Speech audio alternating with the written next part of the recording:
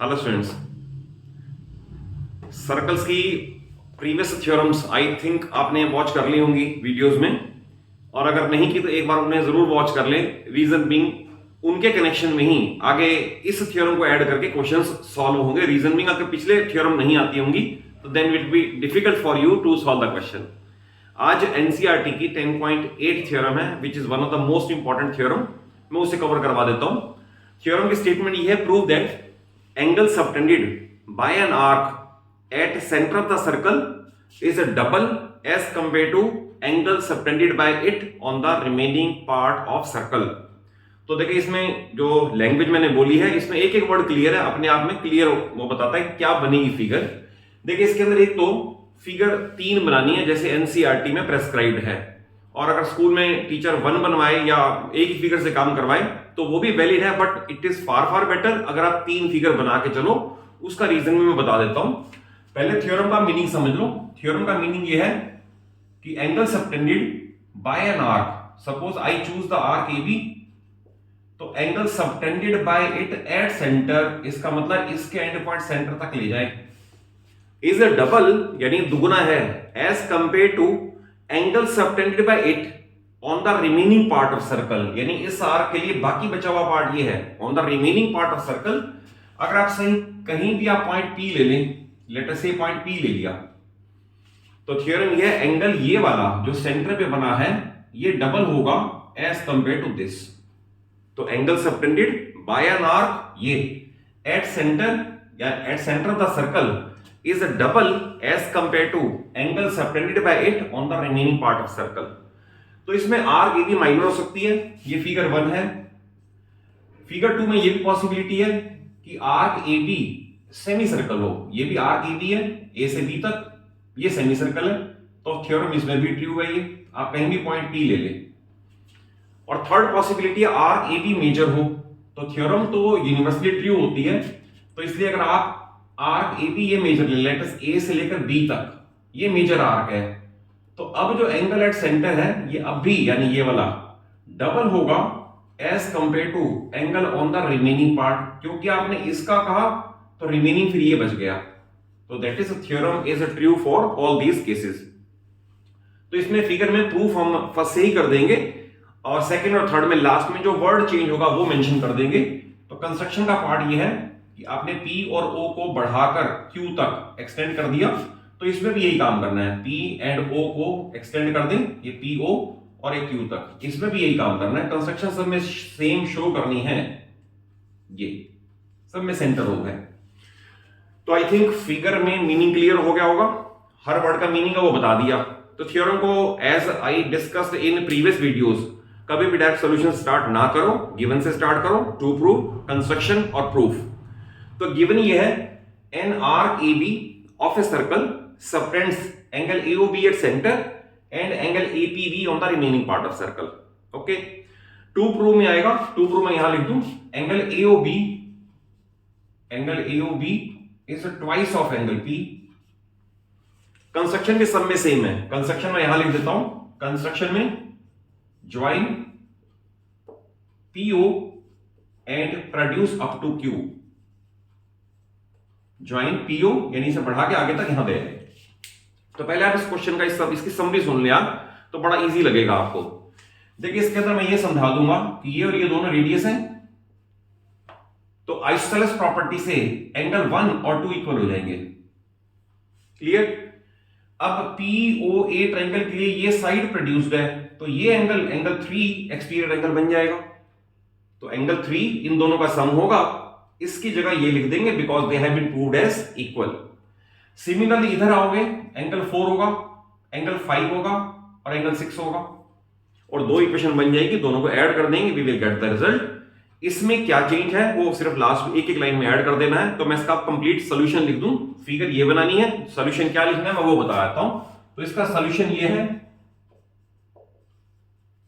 या proof, PO is equal to AO, each radius, PO is equal to AO each radius, therefore by isosceles property in triangle AOP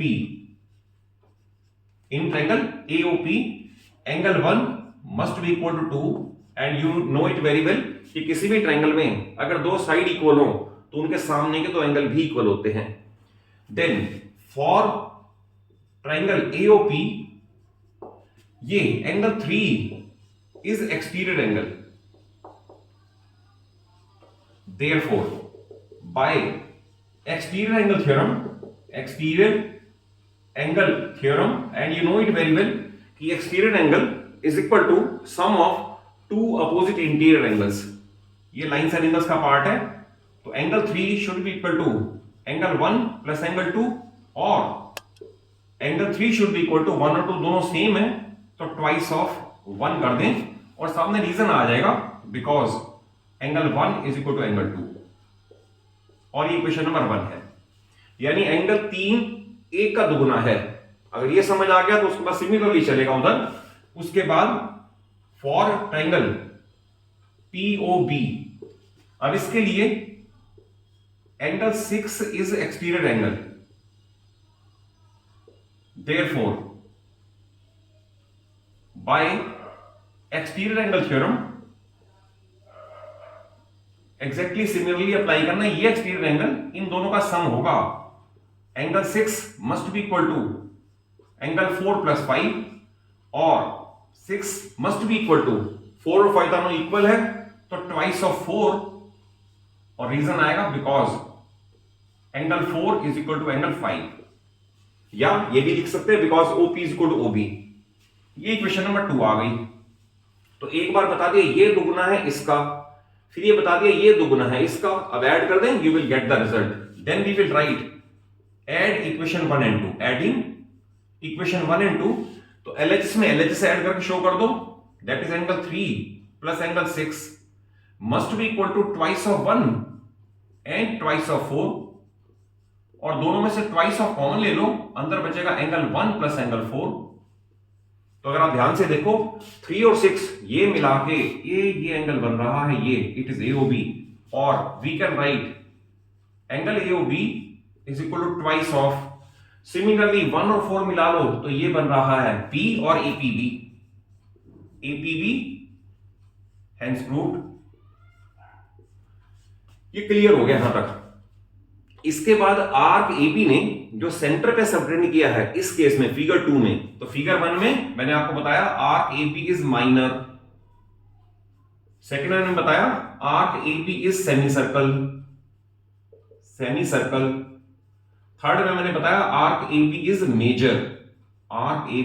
major, तो सिर्फ एक word का difference है, proof सब में same है। हम ये लिखेंगे कि in figure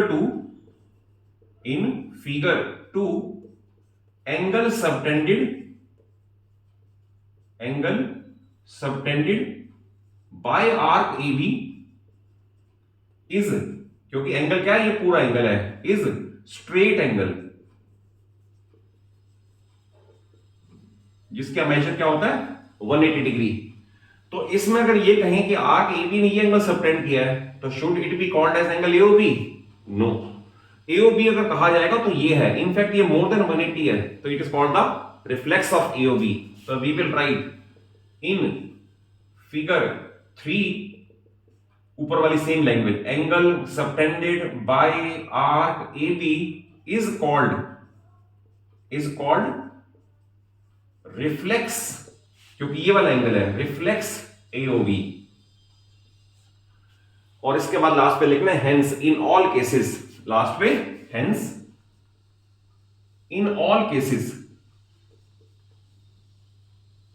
angle at centre is double of angle on remaining part of circle. तो ये इस थ्योरम का बिल्कुल परफेक्ट 100% ओके वाला प्रूफ है। 3 ही फिगर बनाए, तीनों फिगर के अंदर प्रूफ सिर्फ इससे चलता रहेगा। तीनों फिगर के अंदर लिख दें क्या ये इनका डिफरेंस है। इसमें arc AB is minor, arc AB is semi circle, arc AB is major. तो ये इसका कंप्लीट सॉल्यूशन दे दिया आपको मैंने। तो आई थिंक कॉन्सेप्ट वाइज बहुत अच्छे से समझ आ गया होगा। और अगर ये वीडियो अच्छी लगे और क्लियर कॉन्सेप्ट हो गया हो तो इसे अच्छा सा लाइक जरूर दे दो और अपने सभी फ्रेंड्स के में शेयर कर दो इसको, और चैनल सलूजा क्लासेस को जरूर सब्सक्राइब करो। Thank you for watching the video.